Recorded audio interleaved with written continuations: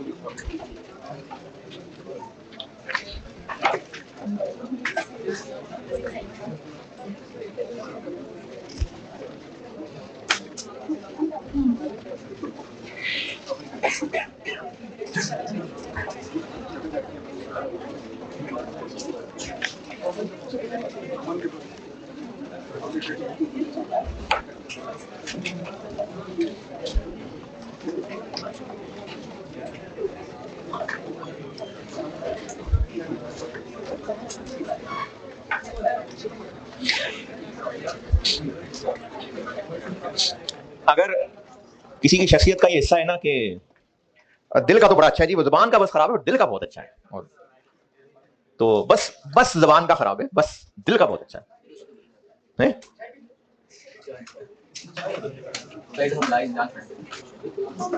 अच्छा, ये है तो मतलब इसमें जिक्र तो औरत का है, लेकिन ऑब्वियसली मर्दों पे भी एप्लीकेबल है। बुखारी 119। सैयदना अबू हुरैरा रज़ियल्लाहु अन्हु से रिवायत है, नबी अकरम सल्लल्लाहु अलैहि वसल्लम से पूछा गया कि ऐ अल्लाह के रसूल सल्लल्लाहु अलैहि वसल्लम, फला औरत रात को क़याम करती है, मतलब रात की इबादत होगी, दिन को रोजा रखती है और अमल भी करती है और सदका भी करती है, और अपने पड़ोसी को ज़बान से अजियत देती है, ज़बान सख्त होगी। रसूलुल्लाह सल्लल्लाहु अलैहि वसल्लम ने फरमाया, उस औरत में कोई खैर नहीं, वो आग वालों में से। लोगों ने फिर किसी और के बारे में पूछा, अगर फला औरत फर्ज नमाज पढ़ती है, मामूली सदका भी करती है, किसी को अजियत नहीं देती है, किसी को अजियत नहीं देती, रसूलुल्लाह सल्लल्लाहु अलैहि वसल्लम ने फरमाया वो जन्नत वालों में से। तो अगर पर्सनैलिटी ऐसी है ना कि लोग तंग हैं, अल्फाज सख्त होते हैं, या फौरन किसी को जलील कर देना, और फौरन जो है ना, मैं नहीं किसी का रखता, मैं तो फौरन मुंह पे सुना देता हूँ, तो ये बहुत सख्त बात है। ये कोई अच्छी क्वालिटी नहीं है कि किसी को इस तरीके से ब्लंट होना कि दूसरे को बात बहुत जहरीली लगे, तो ये बहुत खतरनाक बात है। तो जरा इसको इवैल्यूएट करें, मैं समेत। हाँ जी, अब बताएं क्या फरमा रहे थे आप, क्या कह रहे थे? चाय क्या करूं? अच्छा नहीं, बहुत शुक्रिया। मेरी जान छुड़ाएं क्या मतलब? कौन सी जान पकड़ी हुई जो चाय पिलाएं और जान छुड़ाएं? सवाल लिखें।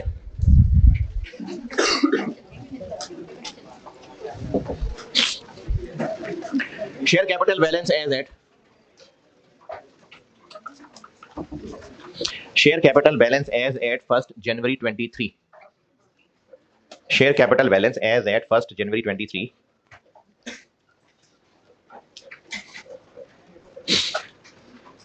5,500,000 shares. 500,000 shares. On 1st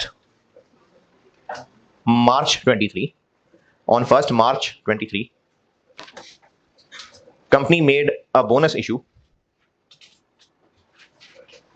of 145. On 1st July 23. On 1st July 23.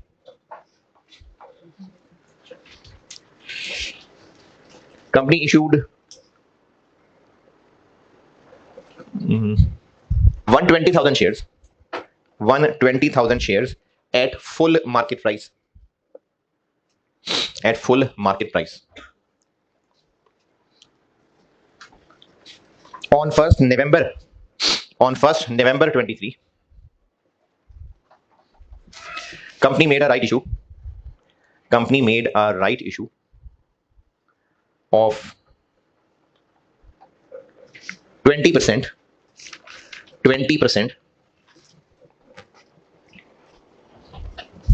at a price of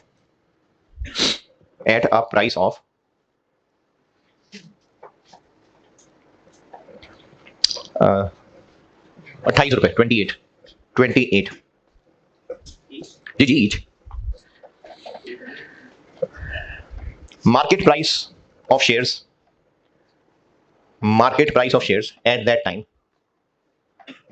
time was 40 रुपए 40. Net profit for 2023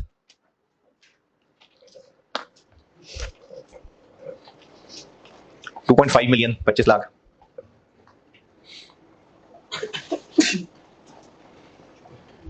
basic EPS included in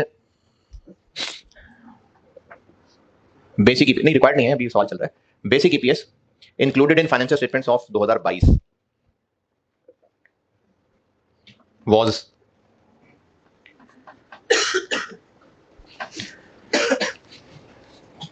3.8 rupees. 3.8 rupees.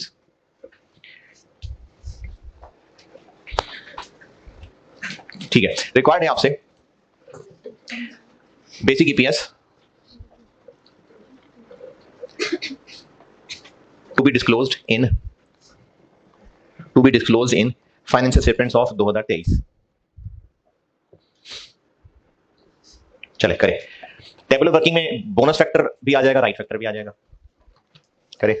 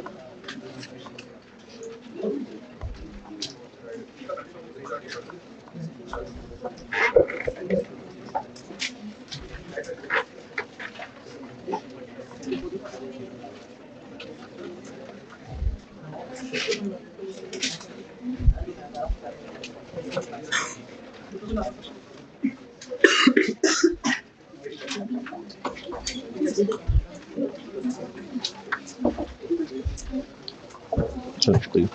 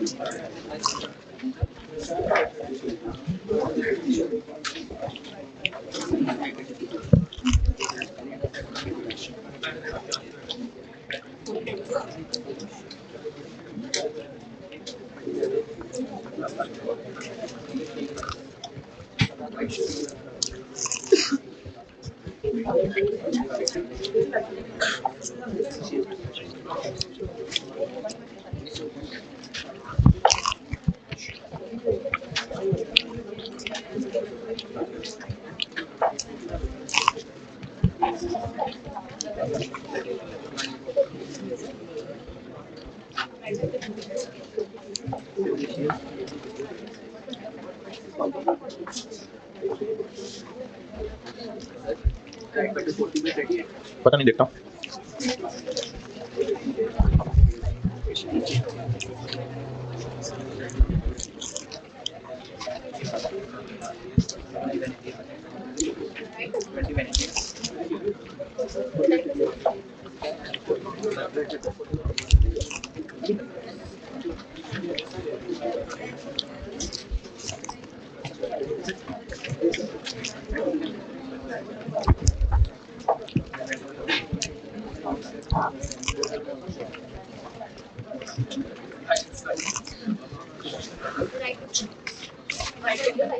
पता नहीं,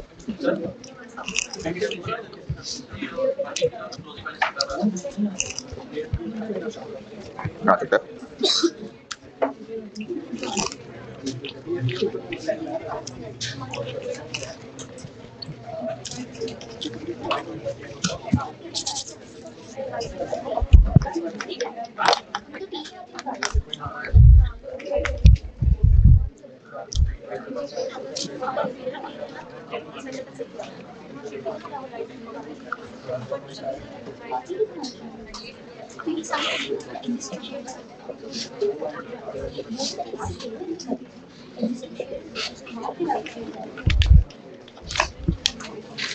फर्स्ट जनवरी 23 को बीडी 5 लाख। फिर फर्स्ट मार्च को बोनस इश्यू हुआ 145 1 लाख। फिर first जुलाई को नए शेयर इश्यू हुए कैश के अगेंस्ट 120, ये बन गया 720। और फर्स्ट नवंबर को राइट इश्यू हुए 20%, इसका 20 144,000, ये बन गया 864। 2 महीने 2 145 है तो 6/5 इसके ऊपर, सिर्फ यहीं पर। और राइट के लिए टीईआरपी निकालनी पड़ा। अगर टीईआरपी इससे पहले इतने शेयर्स थे इनटू 40, इतना राइट इश्यू हुआ 28 डिवाइडेड बाय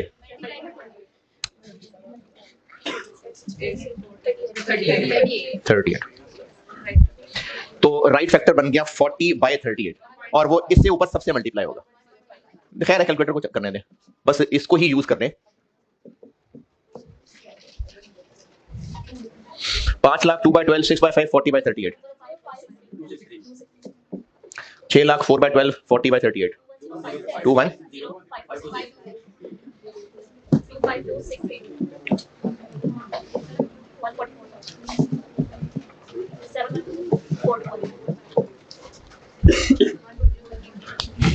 तो 2023 की फाइनेंशियल स्टेटमेंट्स में एक तो बेसिक ईपीएस आना है 2023 वाला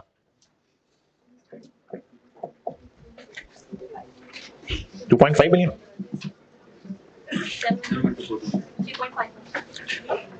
3.51 और फिर 2022 का रीस्टेट करना पड़ेगा क्योंकि 2023 में मुफ्त वाले शेयर्स भी हैं, तो इसको रीस्टेट करना पड़ेगा। और रीस्टेट करने के लिए एक तरीका ये भी बताया था कि जो पिछली ईपीएस है उसको इन्हीं फैक्टर से डिवाइड कर दें, 6/5 से भी और 40/38 से भी 3.01।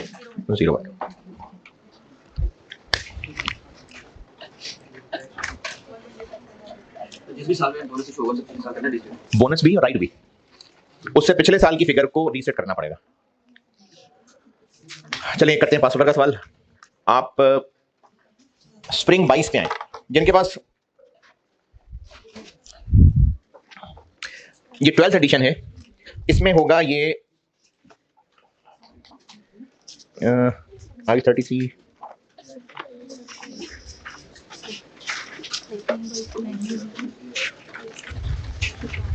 इंडेक्स में देख लो।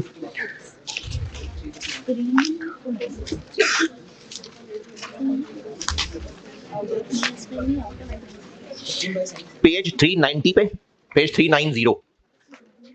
और जिन्होंने अभी कोई नई खरीदी है 13th एडिशन है किसी के पास, उसमें ये होगा 600 कुछ पे। किसी के पास नहीं, जो नीली नीली सी किताब जीटी में तो बहुत सारे बच्चों के पास है। सबके पास ये 12th एडिशन ही है। हाँ, तो इसमें फिर ये पेज 390 पे है, स्प्रिंग 22 चांद लिमिटेड। इसका पार्ट ए अभी हमने नहीं पढ़ा, पार्ट बी करूंगा मैं। सवाल तक पहुंचे। स्प्रिंग 22 अटेम्प्ट का सवाल है चांद लिमिटेड के नाम से। अगर 12th एडिशन है आपके पास बुक का तो उसमें पेज 390 पे है। इसमें IS 8 भी था, तो फिलहाल ना 0.2 से ऊपर ऊपर ही पढ़ना बस, यानी पहला पैराग्राफ और 0.1 बस।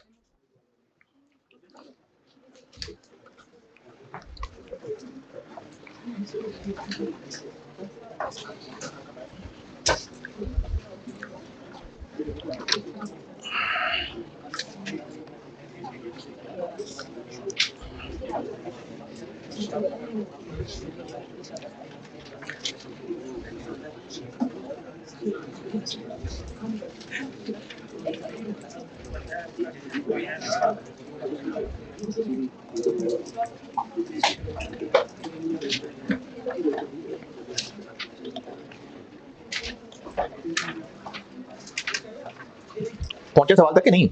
पढ़ लिया। सवाल की रिक्वायरमेंट बी।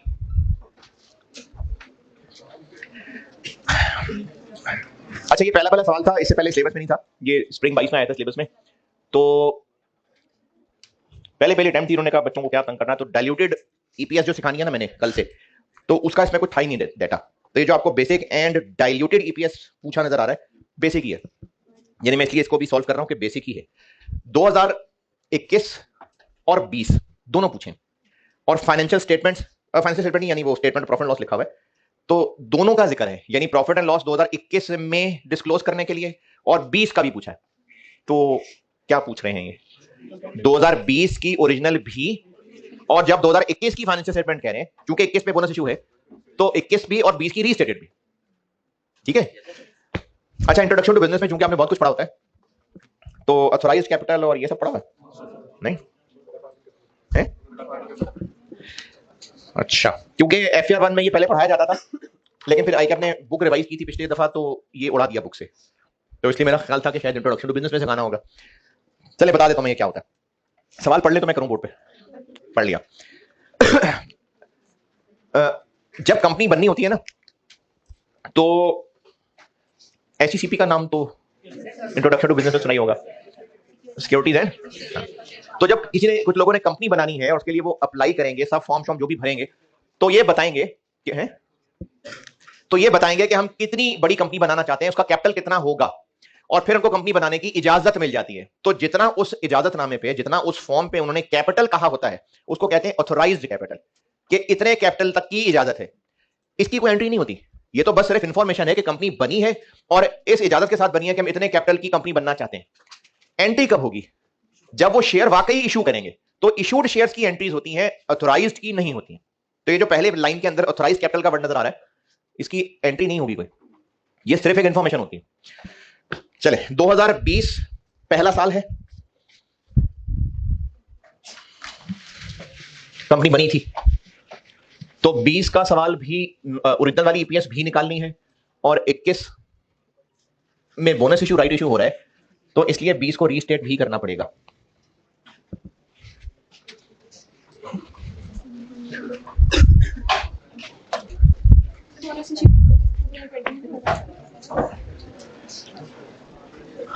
इक्कीस में राइट इशू है ना, हाँ, तो इसलिए 20 को रीसेट करना पड़ेगा। मैं इस वक्त सवाल स्प्रिंग 22 अटेम्प्ट का पार्ट बी कर रहा हूं, पार्ट ए हमने अभी नहीं पढ़ा, ये IS 8 पढ़ाऊंगा ना, तो उसके बाद हो सकेगा ये पार्ट। 2020 करता हूं पहले सॉल्व, क्योंकि 2020 की ओरिजिनल वाली ईपीएस भी बतानी है। बीडी बैलेंस क्या होगा? बीडी बैलेंस होगा, बीडी बैलेंस,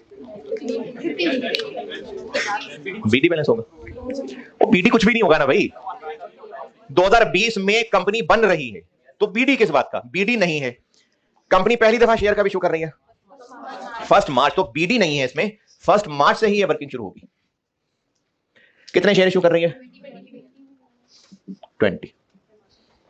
ये जो पहले पैराग्राफ में 50 लिखा हुआ है ना, ये ऑथोराइज्ड है, ये नहीं इशू हुए, इशू वही है जो इसके नीचे पहले पॉइंट में लिखे हुए हैं। फिर 2020 में क्या हुआ? बोनस इशू हुए, कब? 1 अक्टूबर को। कितने? 15%, तो कितने? 3 मिलियन। फिर 2020 में क्या हुआ? 2020 में बस 2020 में यही हुआ, टाइम फैक्टर पहले वाले का 7/12 और ये 3/12, और चूंकि बोनस इशू है तो इससे ऊपर वाली लाइनों पे बोनस फैक्टर, कितना बोनस इशू हुआ है? 15%, यानी 1.15, तो इससे ऊपर इधर बस एक ही लाइन में 1.15।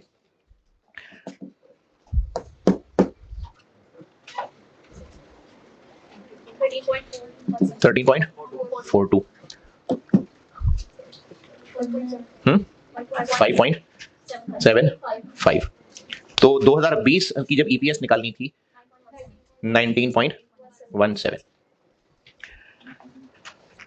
अच्छा, अगर ये पहला साल ना होता, तो चूंकि 2020 में बोनस इशू हो रहा है ना, तो 2020 की फाइनेंशियल स्टेटमेंट्स में 19 की ईपीएस को फिर रीस्टेट भी करते। जिस साल में भी बोनस इशू, राइट इशू आएगा, तो उस साल की फाइनेंशियल स्टेटमेंट बनाते हुए पिछले को रीस्टेट करते हैं। ये तो साल ही पहला है। अच्छा, पार्ट ए से इसका आंसर निकलना था, इसलिए मैं खुद ही बता रहा हूं आपको। 2020 की जो ओरिजिनल ईपीएस है,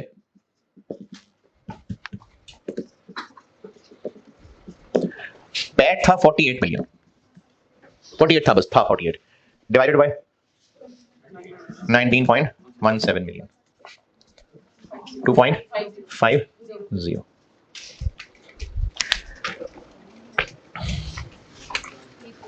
दो 2021 की फाइनेंशियल स्टेटमेंट्स बनाते हैं, तो उसके लिए 2021 की टेबुलर वर्किंग कर लेते हैं। अच्छा, अब तो आपको सिखाई दिया, 2 सवालों में कर भी दिया। 2020 के लिए दोबारा ये वर्किंग करो, नहीं, हम वो उस ईपीएस को भी एडजस्ट कर सकते हैं। 21 करते हैं, बीडी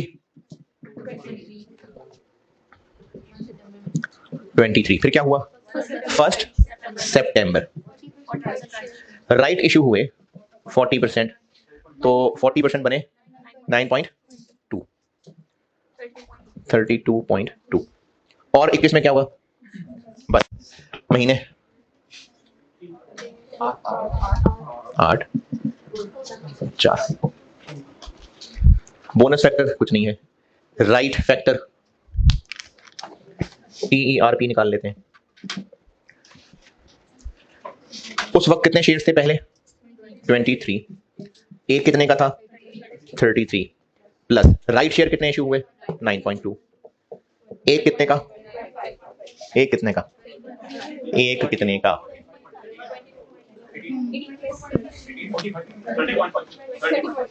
30.5, 45.5, 22.5, 12.5, 22.5,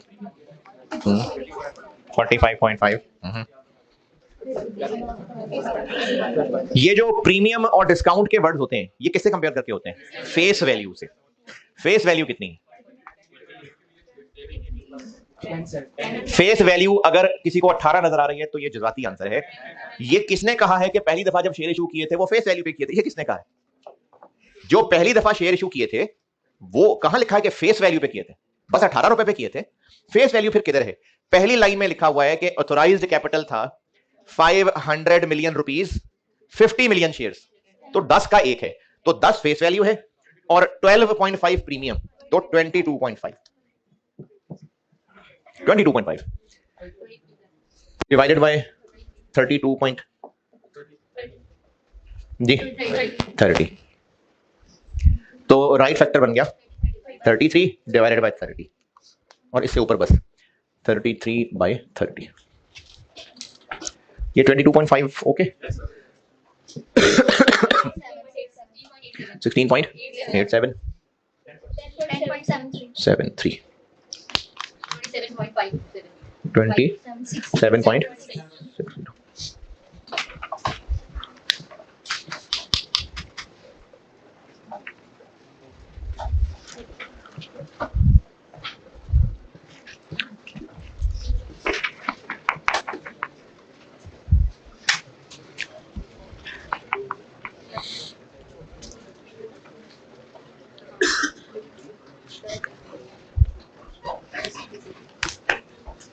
अच्छा अभी ना ये सवाल मेनली मैंने इसी के लिए कराया था क्योंकि ईपीएस निकालने का जो न्यूमरेटर है वो पार्ट ए से निकलना है, तो वो मैं आपको बस खुद ही बता देता हूं। 2021 की बेसिक ईपीएस के लिए न्यूमरेटर है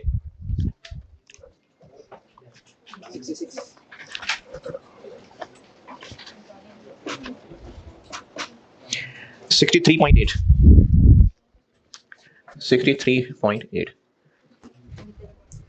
26 2.31 और 2021 की इनकम स्टेटमेंट में एक तो 21 वाली ईपीएस भी आएगी और चूंकि 21 में राइट इशू आ गया तो फिर 2020 वाली को रीस्टेट भी करना पड़ेगा।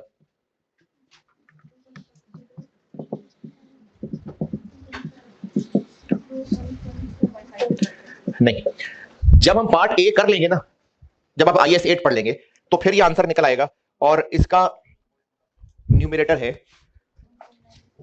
59। अच्छा ये 48 से 59 कैसे बन गया? आईएस 8 है, पढ़ेंगे पता लग जाएगा। डिवाइडेड बाय और रीसेट क्यों कर रहे हैं? राइट फैक्टर की वजह से, तो इधर हम ले आते हैं राइट फैक्टर 33/30 1.3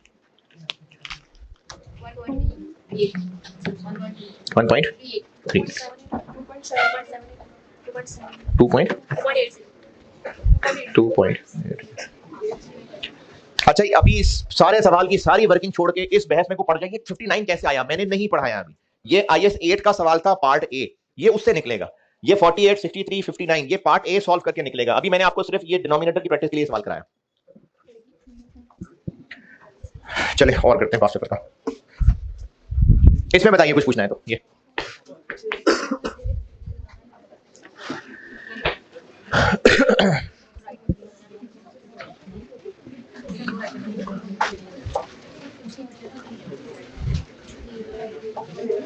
ये भी मैंने एक तरीका बताया था कल परसों तक, कल पता नहीं।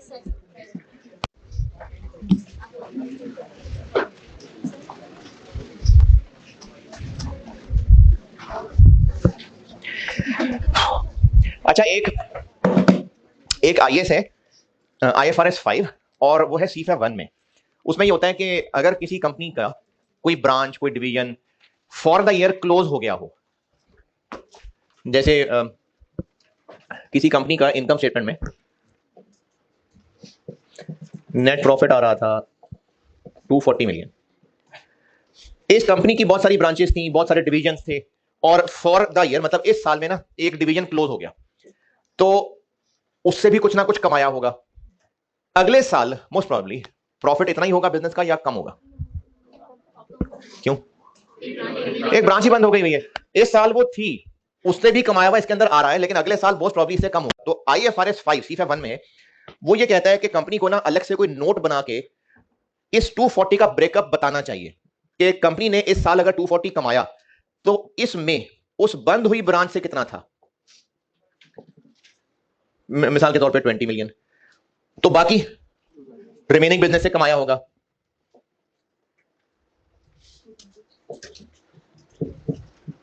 अब ना ये IAS आपके सिलेबस में है तो फिर मैं ये बातें क्यों कर रहा हूं।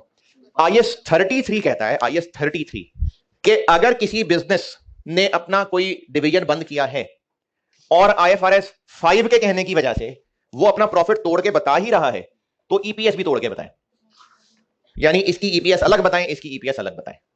तो इसके लिए लिखें आप, एक एग्जाम नोट कहते हैं, बस वैसे ही एक अंग्रेजी लिख लें।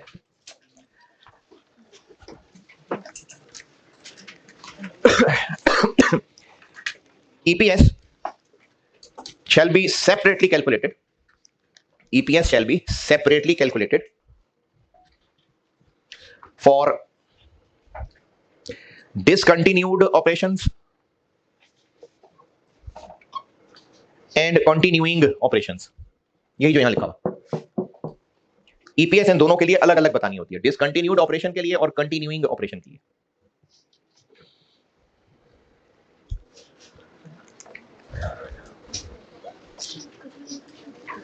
अच्छा, अगर ये किसी ने बात नोट करनी है ना, तो फिर वो जो मैं ज़बानी बोल रहा था फिर वो भी लिखना कि IFRS 5 है कोई CFA 1 में जो ये रिक्वायर करता है कि ड्यूरिंग द ईयर अगर कोई ब्रांच बंद हुई है तो उससे जितना प्रॉफिट कमाया था वो अलग डिस्क्लोज करना होता है।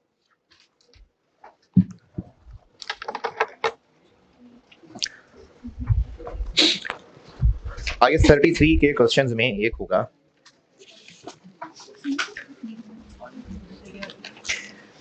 पेज 361 पे question 20, home dynamics limited.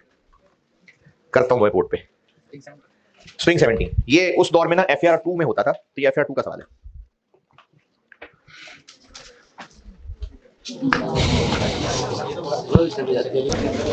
Spring 17 attempt का सवाल है, पेज क्या बोला, 361, होम डायनामिक्स लिमिटेड। पढ़ ले, मैं करता हूं।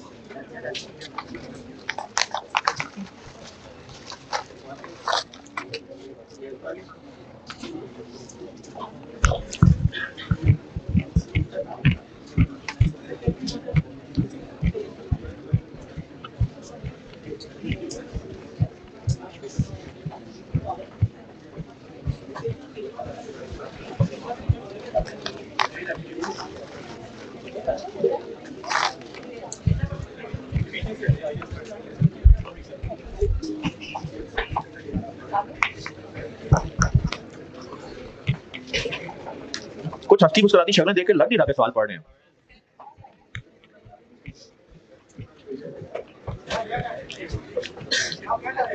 मैं क्या खा रहा हूं, सवाल पढ़ सवाल।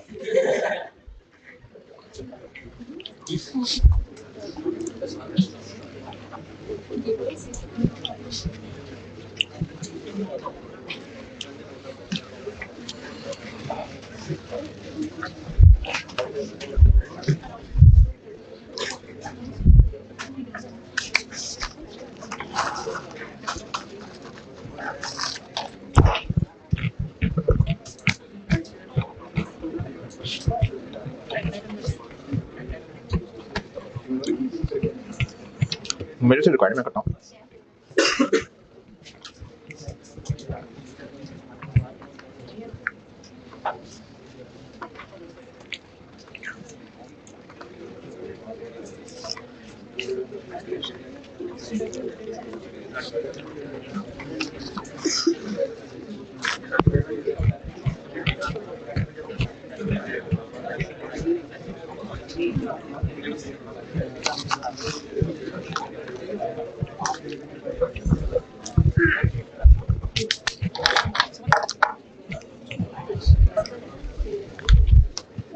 अगर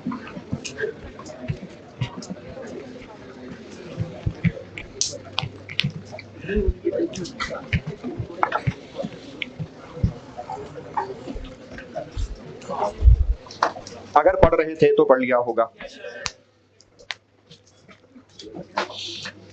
2016 की फाइनेंशियल स्टेटमेंट में बेसिक ईपीएस जो शो करनी है वो पूछिए।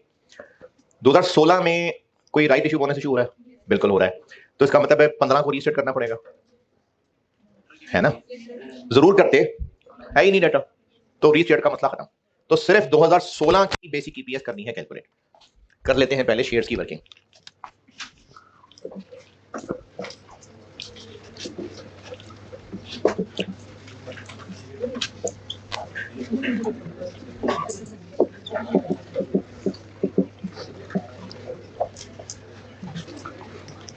फर्स्ट जनवरी 16 बीडी बैलेंस कितना?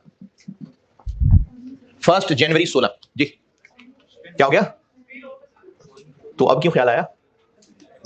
14 मिलियन।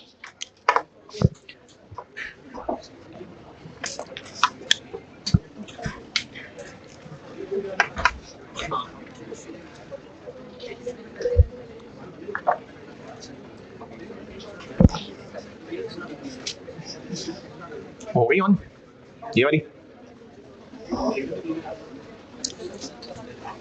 ठीक है, हो गई ऑन जी जनाब। 1 जनवरी 16 बीडी। अच्छा,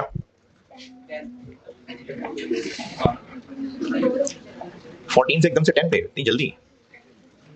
बीडी 10 या 14? बेसिक ईपीएस का फार्मूला क्या होता है? ऊपर profit attributable to ordinary share holders divided by weighted average number of ordinary shares. तो ऑर्डिनरी शेयर्स हम ये सब कर रहे होते हैं, तो बीडी बैलेंस 10, 4 तो प्रेफरेंस शेयर्स हैं। फिर उसके बाद क्या क्या हुआ? 31 मार्च को राइट शेयर्स इशू हुए। अच्छा, बेशक लॉ नहीं पढ़ा आपने, आपको ये वाली टर्म्स नहीं पता, लेकिन वर्ड्स पे ना गौर करके तो मतलब निकालते हैं काम का। हम टाइम फैक्टर क्यों यहां इस्तेमाल कर रहे होते हैं? तो क्या नहीं, मुझे वो काम का वर्ड नहीं मिल रहा। शेयर इशू करके जितना कैश आया था, कैश उसको कितने महीने मिले? तो आपको ना पॉइंट 3 के अंदर, पॉइंट 2 में, 3 में पता नहीं, 3 में एक 31 मार्च की डेट भी नजर आ रही है और एक 31 मई की डेट भी नजर आ रही है। तो हम इनमें से कौन सी वाली डेट लिखें? क्यों? अब इसमें ना आपने डेट ये लॉ में नहीं भी पढ़ी ना, फिर भी अगर वर्ड्स पे ध्यान देंगे तो बात समझ आएगी। 31 मार्च को अनाउंस किया था और entitlement date of right shares का मतलब है कि वो राइट शेयर्स एक्सरसाइज करते तो कब करते? तो 31 मई को उन्होंने राइट शेयर्स लेने थे। कैश कब आना था? 31 मई। तो इसलिए हमने यहां पर 31 मई की डेट डालनी है, क्योंकि टाइम फैक्टर हम ले ही कैश की वजह से रहे होते हैं। तो 31 मई कितना? 40%, 4।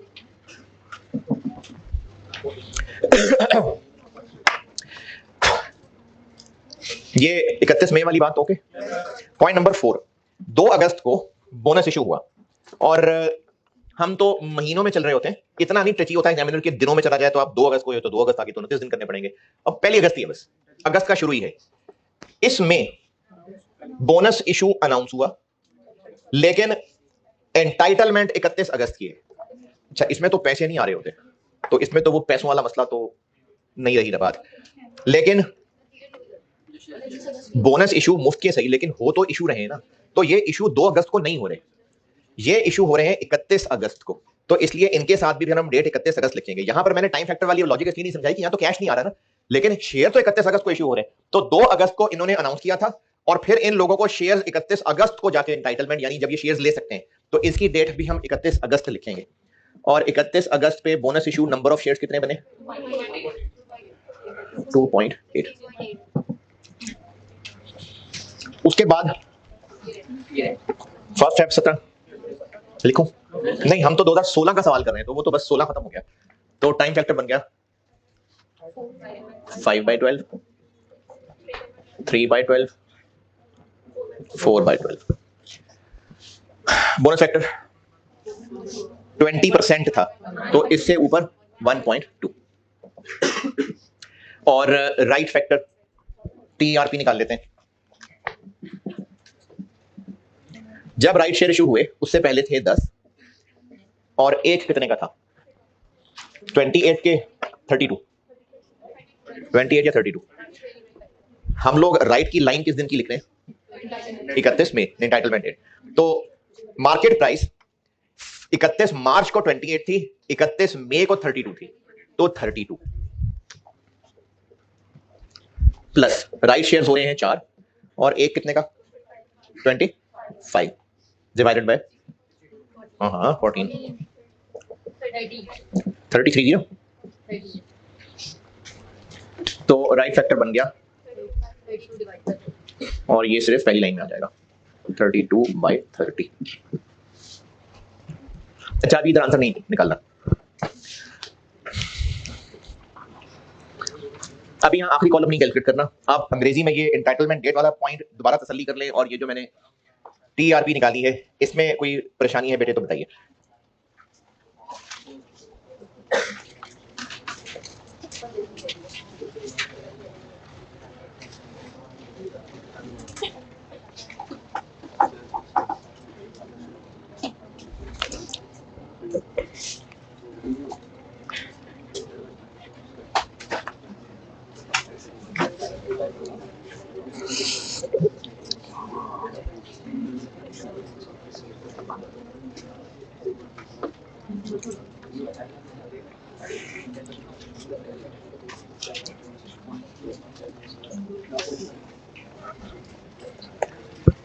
हाँ जी, यहां तक ओके। अच्छा अब ना एक पॉइंट बता रहा हूं, वो इसी सवाल को सॉल्व करते हुए नीचे रजिस्टर पे लिख लेना, नोट एग्जाम नोट लिख लेना एक। पहले बात समझ लें, FR2 के सिलेबस का हिस्सा है IS10, FR1 में नहीं है। IS10 में ये होता है कि ईयर एंड खत्म होते ही फाइनेंशियल स्टेटमेंट्स 5-10 मिनट में नहीं बन जाती, 2-3 महीने लग जाते हैं। ऑडिट होगा उसमें भी टाइम लगेगा। तो फाइनेंशियल स्टेटमेंट्स बनाते बनाते जो 2-3 महीने लग जाते हैं, उस दौरान कुछ इवेंट्स होते हैं। उनमें से कुछ ऐसे होते हैं जिनकी वजह से हम फाइनेंशियल स्टेटमेंट्स में एडजस्टमेंट्स कर लेते हैं, उनको कहते हैं एडजस्टिंग इवेंट्स। अब है तो ये IS10 और FR2, लेकिन IS33 की हद तक ये पॉइंट टेस्ट हो सकता है। तो आप लिख लें एक एग्जाम नोट इसी रजिस्टर, ये जहां भी सॉल्यूशन कर रहे हैं यही लिख लें, बेशक उर्दू में बता देता हूं।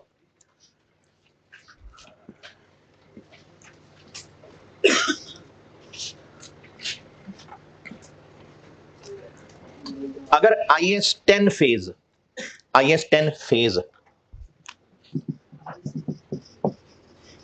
और इसका मतलब होता है आफ्टर ईयर एंड, और ये 1-2 महीने ही होते हैं। ये आपसे ना FR1 में टेस्ट नहीं होना चाहिए, लेकिन ICAP की बुक में इन्होंने चूंकि सेंटेंस लिख दिया हुआ है इसलिए बता रहा हूं। और इस सवाल के अंदर ये इसलिए लिखी लाइन नजर आ रही होगी आपको क्योंकि ये जिस दौर का सवाल है ये उस दौर में FR2 में था, इसलिए टेस्ट हुआ था। तो जो बात बता रहा हूं उम्मीद तो है कि टेस्ट नहीं होनी चाहिए। अगर IS10 फेज में ये बोनस इशू राइट इशू हो रहे हैं तो हम इनका फैक्टर अपने इस ईयर की कैलकुलेशन में करेंगे कंसिडर। दोबारा, अगर IS10 फेज में ये राइट इशू बोनस इशू हो रहे हैं तो हम उनका फैक्टर अपने करंट ईयर की इस टेबुलर कैलकुलेशन में करेंगे इस्तेमाल। जिनको नहीं समझ आया क्या लिखना है ठहर जाएं। इस सवाल के अंदर 2 फरवरी में बोनस डिविडेंड आ रहा है, कितना बोनस डिविडेंड कितना आ रहा है? इस सवाल का आखिरी point bonus dividend, cash dividend नहीं, बोनस डिविडेंड 10%। अब ये फरवरी 17 में चला गया ना, 16 में तो नहीं है, लेकिन फरवरी 17 ये इधर आ गया। तो बेशक ये फरवरी 17 में हो रहा है, लेकिन इसका बोनस फैक्टर हम 16 वाला सवाल सॉल्व करते हुए करेंगे कंसीडर। तो 10% है ना, मतलब 1.1, तो 1.1 इन तीनों लाइनों में आ जाएगा। दोबारा, इस सवाल में ईयर एंड क्या है? 31 दिसंबर, 16 का ही सवाल हम सॉल्व कर रहे हैं, लेकिन फरवरी 17 में बोनस इशू हो गया, तो अब हुआ वो 17 में है। मैं यहां लाइन भी कहीं नहीं लिख रहा बोनस इशू की, लेकिन उसका फैक्टर हम 16 ही के सवाल में कर लेंगे इस्तेमाल। बहुत अजीब बात कर रहा हूं मैं। IS10 फेज यानी 16 खत्म होने के बाद के 1-2 महीने, अगर उस दौरान भी राइट इशू बोनस इशू हो जाए तो उसका जो फैक्टर बनाया करते हैं हम, वो करंट ईयर की कैलकुलेशन में आ जाएगा। अगर ये सवाल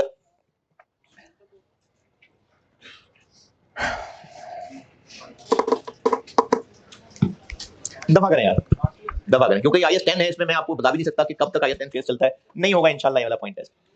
बताएं आंसर।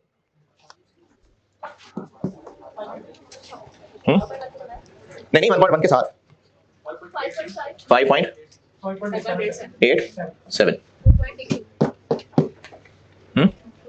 4.6.16 16.65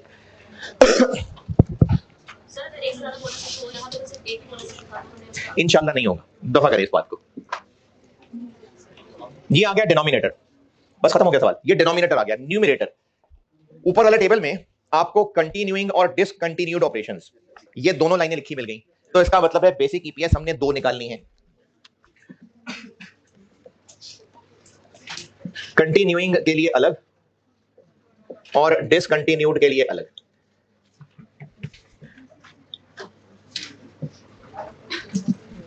डिनोमिनेटर तो दोनों का सेम ही होगा क्योंकि शेयर्स तो यही हैं, 16.65। और कंटिन्यूइंग का प्रॉफिट कितना 76, डिसकंटिन्यूड का 155। तो आपसे अगर ये चीज टेस्ट हुई तो दिया हुआ है, प्रॉफिट तो दिया हुआ है इसमें। क्योंकि ये IFRS 5 है CFA 1 का, तो आपको ये कैलकुलेट नहीं करना पड़ेगा। अगर ये पॉइंट टेस्ट हुआ तो इन दोनों के नामों के साथ अलग अलग दिया होगा, दिया हुआ था लिख लिया। और ईपीएस के न्यूमरेटर में क्या होता है, प्रेफरेंस डिविडेंड माइनस होता है रिडीमेबल या इररिडीमेबल। इररिडीमेबल इस सवाल में है नहीं है, नहीं क्यूमुलेटिव बात की बात है। पहला सवाल यह है कि क्या ये रिडीमेबल है या इररिडीमेबल है। क्यूमुलेटिव नहीं पूछ रहा, रिडीमेबल या इररिडीमेबल कैसे पता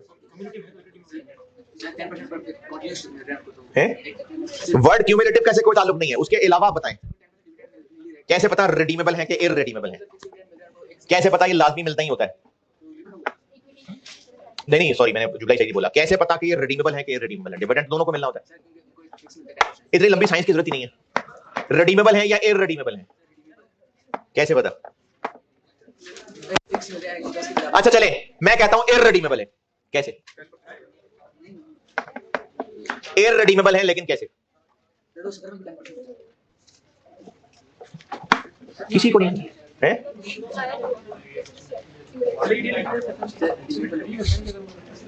पॉइंट नंबर 2 पढ़ना शुरू करें, पॉइंट नंबर 2 पढ़ना शुरू करें। इक्विटी कंप्राइज्ड ऑफ, पॉइंट 2 शुरू ही यहां से हो रहा है, इक्विटी कंप्राइज्ड ऑफ। तो इक्विटी में कौन से आते हैं? इररिडीमेबल, इसलिए ये इररिडीमेबल है। तो जब इररिडीमेबल है तो इनका प्रेफरेंस डिविडेंड माइनस होगा। अच्छा, क्यूमुलेटिव से क्या पता चल रहा है? अब क्यूमुलेटिव है तो फिर अब ये मोहताज नहीं है डिक्लेयर होने के। क्यूमुलेटिव हो तो माइनस होना ही होना है। 0.4 नहीं, 0.4 नहीं सॉरी 40 4 है 4। क्यूमुलेटिव है, डिक्लेयर हो या ना हो माइनस करना ही होता है। इररिडीमेबल है कैसे पता? क्योंकि इक्विटी में आ रहे हैं इसलिए। 4 मिलियन शेयर हैं, 10 रुपए का एक है, फेस वैल्यू हो गई 40 मिलियन और उसका 10%, डिविडेंड तो 4 मिलियन। तो ये कंटिन्यूइंग और ये डिसकंटिन्यूइंग। चलिए जाए।